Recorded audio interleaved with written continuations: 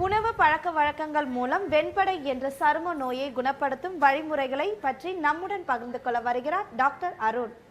வணக்கம் நேரிலே. நம்ம கடந்த சில வாரங்களாக ஒரு நாளும் ஒரு நோயை எப்படி இயற்கையான வழிமுறைகளில் தீர்க்கிறது அப்படிங்கிறத பற்றி பார்த்துட்ருக்கோம். அந்த வகையில் இன்றைக்கி நம்ம பார்க்க போகிற நோய் லியூகோடெர்மா அப்படின்னு சொல்லக்கூடிய ஒரு வெண்படை நோய். இந்த நோயை பற்றி பொதுவாக சமூகத்தில் ஒரு தவறான கருத்து என்ன நிலவிட்டுருக்குன்னா, இது மற்றவங்களுக்கு பரவும், அப்புறம் இது ஒரு வெண்குட்டம் அப்படின்னு சொல்லக்கூடிய ஒரு தீண்டத்தகாத ஒரு வார்த்தையினாலையும் இது முடக்கப்பட்டு இந்த நோயாளிகள் என்னமோ ஒரு சமூக விரோத செயல் செஞ்ச மாதிரியே மற்றவங்களால் ஒதுக்கப்படுறாங்க. இது முற்றிலும் இந்த நோயை பற்றின தவறான கருத்துகளினால் வரக்கூடிய ஒரு பின் விளைவாகவே இருக்குது. இதற்கான மெயின் காரணம் இந்த நோயை பற்றின ஒரு அறிவியல் ரீதியான புரிதல் மக்கள்கிட்ட இல்லை அப்படிங்கிறது தான்.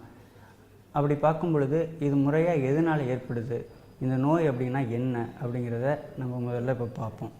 முதல்ல இந்த லியூகோடெர்மா அப்படின்னு சொல்லக்கூடிய வெண்படை அப்படிங்கிறது எதை குறிக்குதுன்னா, நம்மளுடைய தோலில் எல்லாருக்குமே மெலனின் அப்படின்னு சொல்லக்கூடிய ஒரு தோலுக்கு நிறத்தை தரக்கூடிய நிறமி இருக்கும்.